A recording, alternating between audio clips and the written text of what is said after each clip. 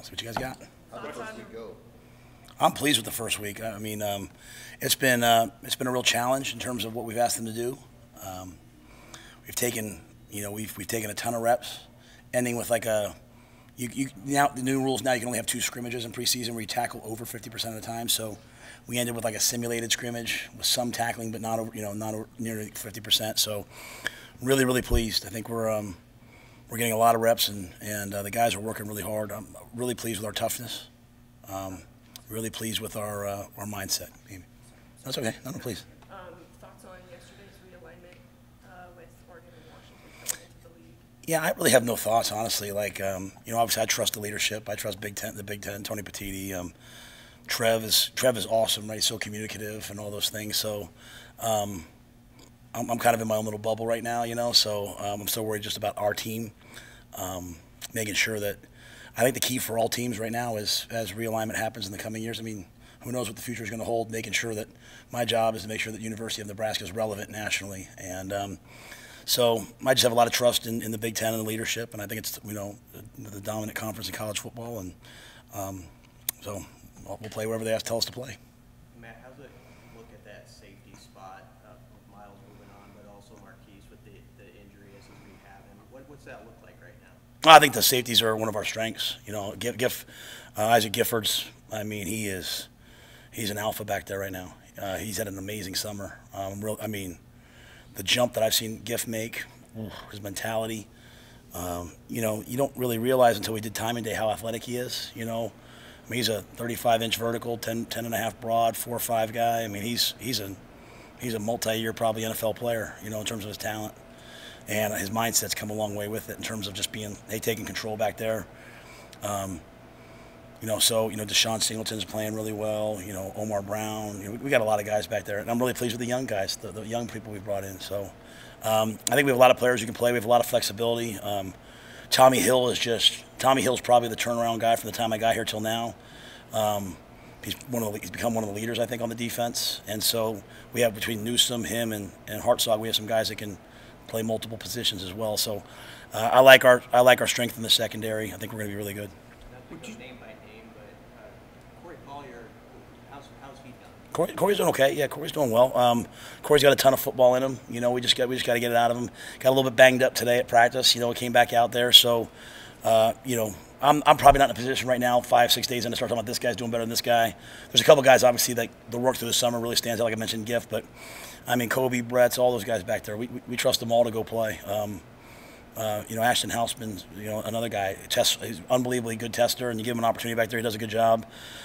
So I think we have a lot of depth in the secondary. How's the picture along the defensive line? You've got a couple of returners there, but you also have some guys that are just new, that just got here, and then you also have some freshmen. But I mean, do you have a sense of how many you want to rotate there and how those players are looking?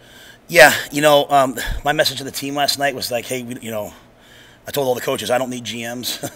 Now's not the time to GM. Now's the time to coach, and coach them like they're your own sons. Don't worry about the depth chart. Just coach everybody. So, on the D-line, injuries usually set, you start saying, hey, it'll be this guy, and then it becomes someone else because of injuries. I thought Brody was poised to have a breakout year, and then he got banged up, right? So I think the thing is, Ty Robinson, obviously is an established player. Blaze is a guy that, I think has played a lot of football, that's going to have his best days are ahead. Nash is a, kind of a guy we trust. But some guys have really come on, Sam, like Ruquan Buckley. I mean, it's just a testament to, like, don't see people for what they are, see them for what they could be, and then trust your strength staff. Like Corey and his strength staff, Kristen and our nutrition staff have done an amazing job this summer. Our lateral movement and our movement skills are significantly improved from where they were. Like at the end of spring, things I was concerned about that was one of them. And Ruquan has made a huge jump. So we got a lot of really good young players, that are going to come on,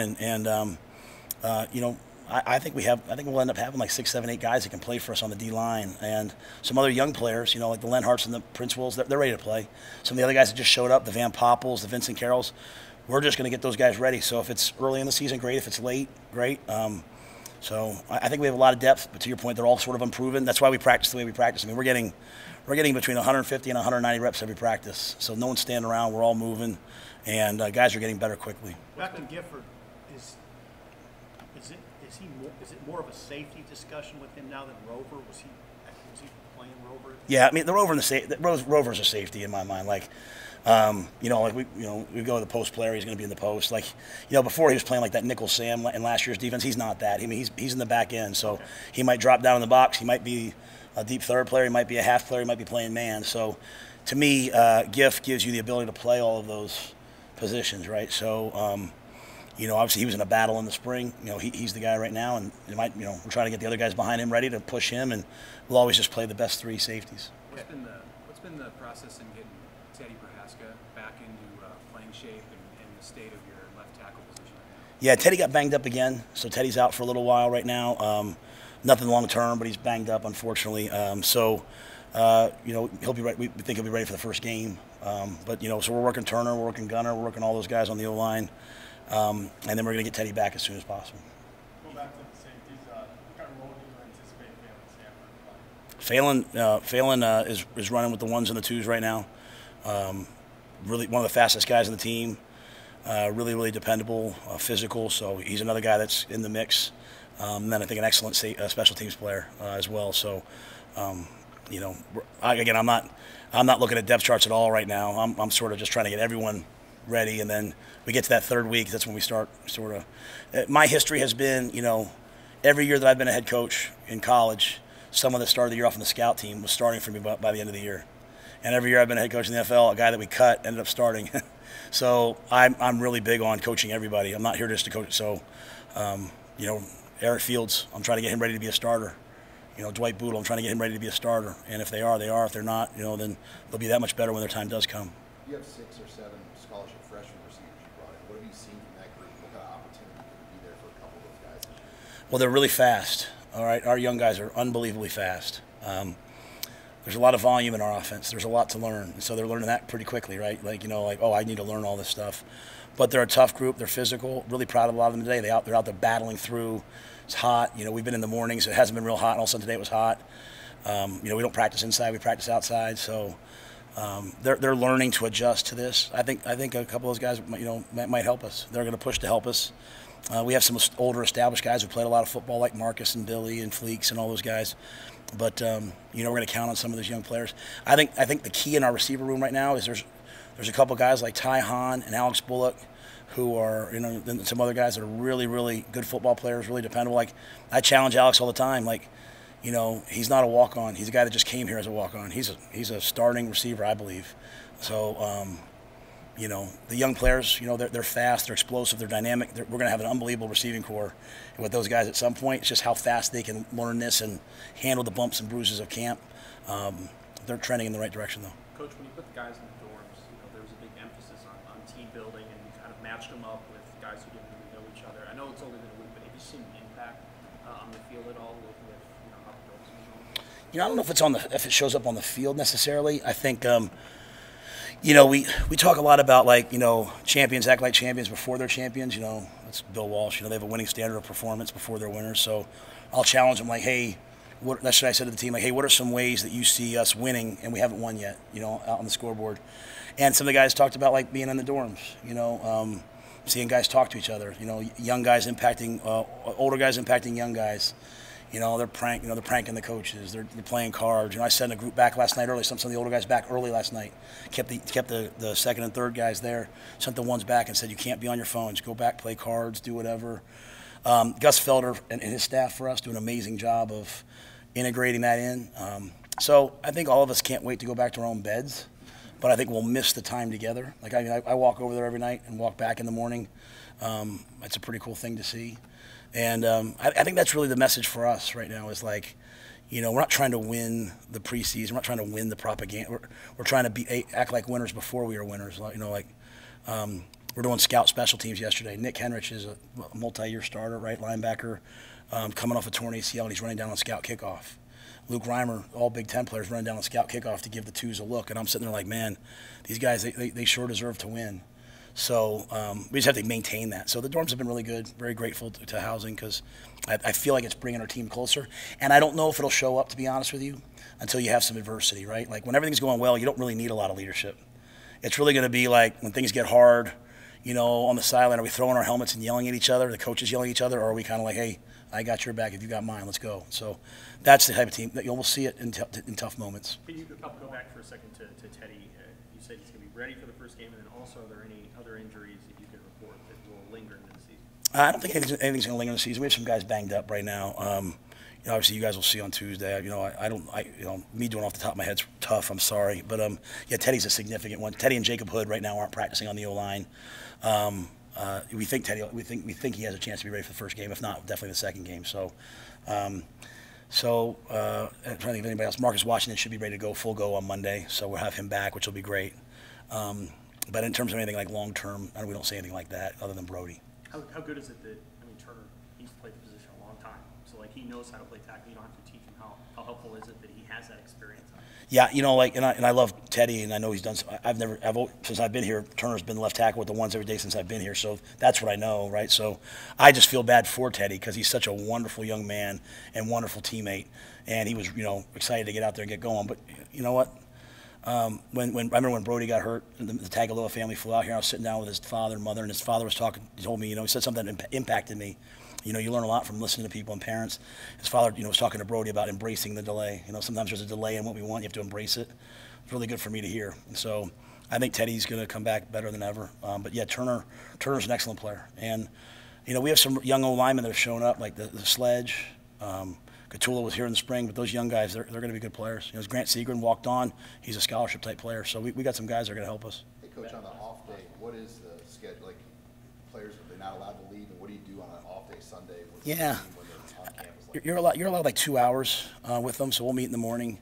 We'll encourage them to recover. Our team does a great job of recovering and regenerating. So, like, Mitch will make sure that, there's massage and chiro and all that stuff available, ice tubs, cold tubs. So we'll have a bunch of recovery stuff, obviously they can leave if they want to go to church. Yeah, they can leave. They will give them their car keys back. And so if they want to go to church or they want to go out, go to the mall, they want to go to a movie, they can do all those things. We just, they'll have to be at breakfast. They have to be at meetings. They have to be at, they'll take lunch with them or get it on the way out, and then they have to be back for dinner and curfew. So, when you're in the NFL, they'll have a day off, and, it'll be a full day off, but they can go out. So everything we try to do is just getting them ready for the next level. So they can do those things. They can, they can do whatever they want. Just have to be back in time and be ready to go on Monday. And then coaches will work in the morning. And then I always encourage the coaches. I don't have my family here yet. I don't even have a house yet. So I'm going to stay in the dorms. I might go see Oppenheimer. I heard that's good. So, but other than that, coaches will work. The coaches have been grinding. They're here late every night. So it's always good for them to see their families because it's another week, and week 1's down, week 2 comes up, so I want to make sure we hit it running. I know you're focused on getting prepared for Minnesota, but I did want to go back to Oregon and Washington for a second. You already knew that USC and UCLA were coming into the league. Now with 2 more West Coast teams coming in, it gives you an opportunity to have more of an anchor recruiting out there. I'm just curious, what you think of Nebraska's prospects of being able to recruit on that side of the country more than maybe they have in the last 5 or 6 years. Yeah, I think for us, we've been going out there. We're trying to establish ourselves out there.